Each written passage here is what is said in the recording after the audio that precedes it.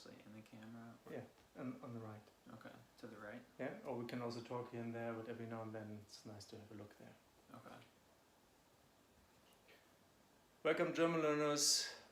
Today I have again a guest you might have seen before, Jordan. Jordan was a private client of mine back in the days, but we've made an interview after a year of our cooperation, and now it's another year more or less since we have met, and Jordan has improved his German significantly. He actually quite recently has passed his C2 exam, which is the holy grail of German learning exams, and I would like him to share a little bit of his experience and his insights, and hopefully he has some valuable tips for us about how to learn German more efficiently, or what helped him to get to the Olymp of exams. Language mastery as well. Yeah? And there will be a German version of this video. We will have a similar interview in German after this one, so maybe you want to watch both. But let's start with English just to see what happened. Jordan, can you let us know what happened in the last year regarding your German learning experience, and later we go into the details of the exams. Well, sure. Since the last video, which I think was in summer last year, I continued learning German. I had just passed the B1 exam, and my goal was then to get the B2, which I did, I think a few months after our video, and from there I had to sort of decide whether to stop and just go out into the world and speak German, or to keep taking the test, and I ended up deciding to keep going, and ended up also deciding to skip over the C1 test and just started studying directly for C2, and took that about 6 months after the B2 exam, and that was in March of earlier this year. So you skipped the C1 exam, did I hear that right? Yeah, that's right. Well, what made you decide to do that? Well, just in the process of studying for the test, I felt like it was possible after having taken both the B1 and B2, because different institutions do it differently. Different exams have different standards, but Goethe, where I did my certificate, post their exams online, and then you know what's coming, right? And I felt as though if I continue to improve my German while learning what the challenges of the particular test were, then I could pass the C2 without having to take C1. And I experimented with that a bit by writing the C2 exam a few times, like their practice version, and seeing what happened. And then so for me, I felt like it was more of a challenge, and that kept it more fun. So what were the challenges in your preparation to C2? Yeah, C2 I think people define the language level differently, but they're essentially trying to make it as technically difficult as possible, or at least within reason. So the challenges were the vocabulary to a large extent, because they're doing a lot of scientific topics, a lot of stuff with economics, and I think one of the questions I had to answer was about Rückversicherung, which is like insuring insurance companies, which is like a sort of complex thing to dive into, especially with a time limit.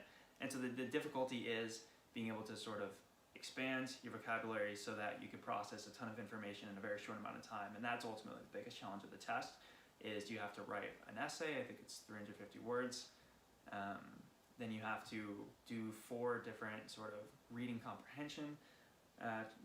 Like there's 4 different exercises, and you got to do those within a certain time limit, within 90 minutes.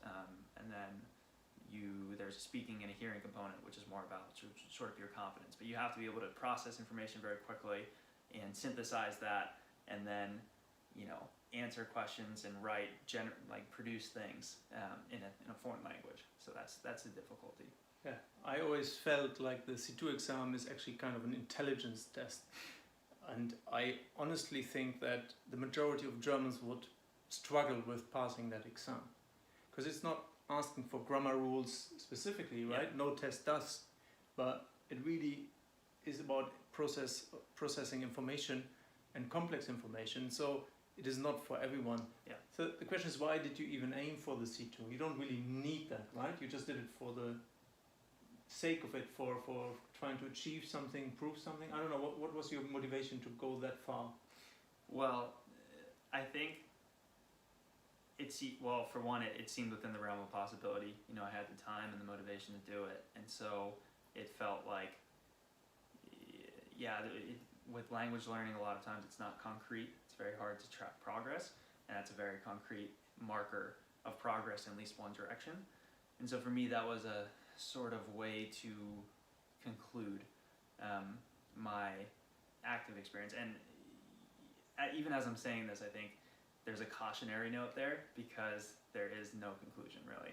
And the fact that some German learners might struggle to take pass the test without any preparation means that that's not necessarily, this test doesn't mean you're amazing at German. It means you've prepared for the test, right? And I think that is so to answer the question, I did it because it was a concrete way to continue to make progress and to sort of close the loop on what I had started. And the cautionary note there is there isn't really any closing. It's an ongoing process. You're going to be doing this, for your whole life. And also, when you concentrate too much on things like passing a test, like if I could pass a test and a German native speaker couldn't pass the test, it doesn't mean I'm better at German, obviously. That's and that indicates that the test is not a perfect measurement of your ability to speak German. No, it's not, but it's also an important waymark and kind of gives you a little hold in the process. Right. Yeah, if you don't take it too seriously, it might be an interesting challenge. But C2 is not, in my experience of the last 20 years working as a German tutor, don't aim for C2 unless you're really called for it. Right. Yeah, like Jordan, because it is really quite a strain. And the question is, why would you do that? Yeah. Yeah, unless you want to become someone who writes in German professionally or German tutor, aiming for C2 makes no sense at all. For a C2 exam, aiming at better German always makes sense, but it has to be in line with how you live your life. Yeah.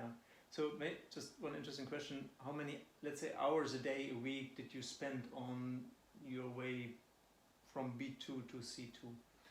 I can answer that pretty concretely.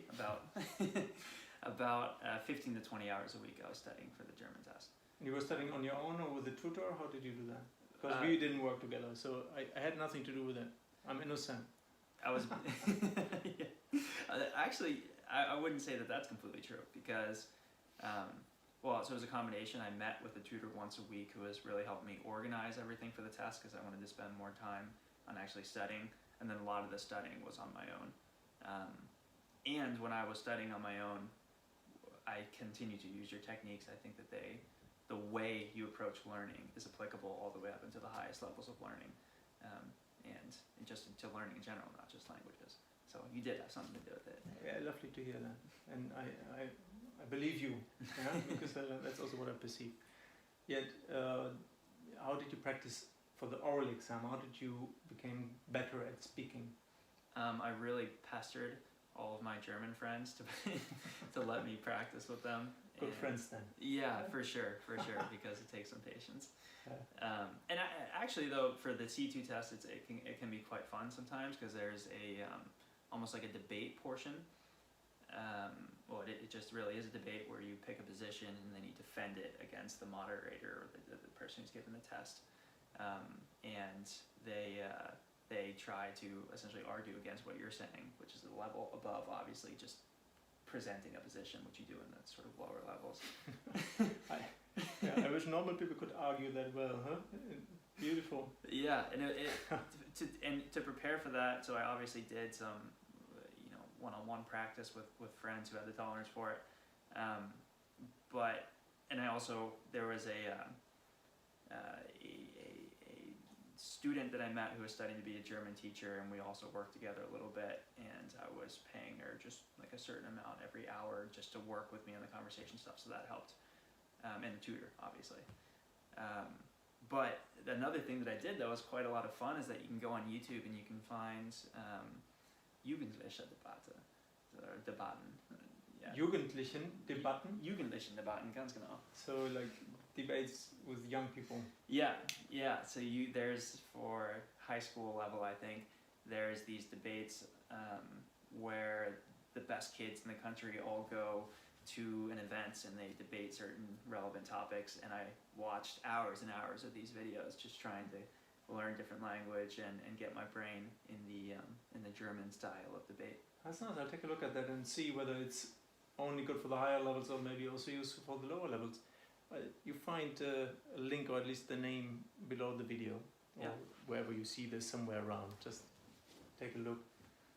Fascinating. Yeah, really nice. Mm. Good. Do you also have advice for people who are not that advanced yet, even for the very beginner? Now you can look back on how many years? 2-3 years? 2 years. 2 years of learning German, Mm-hmm. and we met more or less in the beginning, right? Exactly at the beginning. Yeah. My first, I think you taught me my first words in German. Oh, beautiful. Papa. Right. Beautiful. No, the first, you know what every German baby's first word is? Not Papa. Nine. 9. I heard that recently. And the first sentence, das gefällt mir nicht. Das gefällt mir nicht. Beautiful, yeah, lovely. Although that's dative, that kills the beginner. Usually. Yeah, sure. Nice. So do you have any advice for those who are at the bottom of this beautiful, huge mountain that you have to climb to get to C2? I do, yeah. For one, it is a mountain, for sure. That's the first. I think my expectations weren't really correct at the beginning in concerning not necessarily how complicated it is, but just how long it takes. Especially, grammatic might come quickly, but you can't really control how, you can do all the right things, and still it might take a while before you can have a full conversation or you can speak in unbroken sentences. And then when you are able to accomplish that, so some people just naturally pick up the sort of patterns of speaking, and other people have a stronger accent, and I think I tend to have a stronger accent, and that's something that I had to go back and work on, and I still work on. And anyway, that's all to say that it's a process. It takes a while, and you're going to need to just stick with it, right? You're gonna, you should expect that there's gonna be a lot of challenges, a lot of setbacks, and it's not just gonna happen, like that and as easily as you would like it to. And you should keep going. But what kept you going, especially in the difficult times? What was it that kept you going? I think I wanted to prove to myself that I could do it. I think to a large extent that's what the whole thing was about for me, was setting a goal, setting a target, and holding myself accountable to finish it, right? I think where people in general are susceptible to doing is picking something up and then putting it down again without really advancing that far. And I just wanted to see how far I could go. And so you have these moments of like, I'm never going to be able to do it. You start having silly thoughts. I started too late. My brain's too developed, or I'm just not good at languages, or whatever it is. And why even bother? I should just go travel, or I need to concentrate on other things that are going to make me money, maybe. Whatever it is, all of these things are just sort of distractions trying to get you to like move away from the pain that you had to endure to keep progressing. And I wanted to just get to accomplish something. And I guess that sort of drive to see what's on the other side of that instead of just stopping is what kept me going. Do you have one other advice to those that are still in the beginning that was helpful for you to realize, even though you might have realized that later or too late? Well, I think anybody who's done the Smarter German course, you don't have to sell anything. I'm not paying him for this. Yeah, I don't get any commission. Yeah, not even that. But no, honestly. So I love my stuff, but I can ask you that question as well. Or let me ask that question first, and then ask you the Smarter German question. So, is there anything else? Well, that's actually related, because for me, the philosophical side of it is very important. This sort of letting go of just relaxing into the process and enjoying it was extremely important. As much as like I just talked about pushing through like with grit, but it's also about just relaxing and just accepting that it's going to take time and being willing to put the time in. And that was the most important piece of advice for me, is you can't force progress past a certain extent, and you just have to keep doing the right things every day. Yeah, and so, as you have mentioned it, and why not ask, so what has Smarter German done for you on this path? Again, we worked initially together, right? Yeah. So after a certain time, Jordan was an independent learner, which is, by the way, the aim of Smarter German, to make you an independent learner, so that I don't have to hear your German anymore. Yeah, very clearly. No, but honestly, you learn a language to become autonomous, and every teacher's aim must be to make the student autonomous as soon as possible, to make him or herself redundant. This is at least my greatest aim in any engagement with a student, whether I teach personally or online. I don't teach personally anymore because the online course does the job very nicely. So, yeah, what has it done to you? Well, I think it's definitely changed my approach to learning in general. I think one of the things that you're really big on and what Smarter German is really big on is like the first thing to do when you want to learn something is figuring out how you learn, right? And like how your brain works, and then using that information to create techniques that are effective. And that's, to me, what Smarter German, like that's been the biggest impact. So when I continued to learn German, when I continued to try to do it for myself, I continued to use your techniques, but I also sort of used your approach in a lot of ways, which is essentially, what is the problem? What are my options for solving it? Not just like, let me just attack it. And then when I pick one and I'm confident in my reasons for doing so, then I'm going to apply that consistently. And that's been the biggest takeaway. But didn't you have any language learning techniques before we met?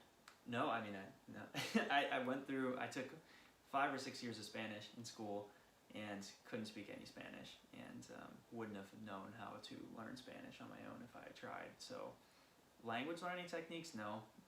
I had obviously tried to learn things before, so I had some basic philosophy, but I think, again, part of the point of the project was figuring out how this process works. Nice. Mm-hmm. Lovely to see. It's a pleasure also to still meet you after 2 years, and usually we talk in German. This is really just for the convenience of those who are not fluent in German yet, but again, you will see the German video in a minute, in a separate video. Yeah, thank you for taking the time and the effort and for sharing this, because I know these videos are always motivating for others as well. And I hope so. it is possible to learn German even to such a level, to such an extent. It is not necessary to take any exam. And it is a long path, and there are valleys and there are peaks. After each valley there is a peak. After each peak there is a valley. It's almost life wisdom.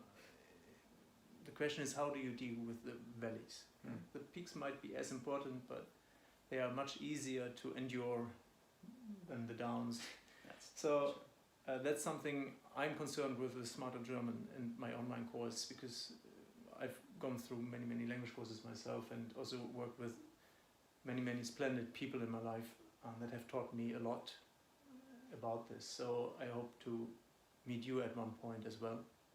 I hope you found Jordan's sharing interesting and motivating, and that you enjoy your German learning. Yeah, I wish you a lovely day, Jordan. Anything else to add?